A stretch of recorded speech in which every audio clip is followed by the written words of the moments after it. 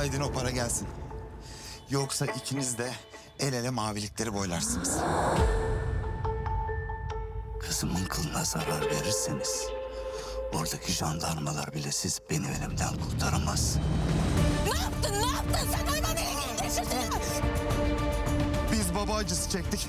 Sen de evlat acısı çekeceksin. Kapatma! Kapatma! İndir o silahı. Kimsenin canı yanmasın. İndir. Çekil. Seni de vururum, onu da vururum bak. Git. Hadi. Yaman dur.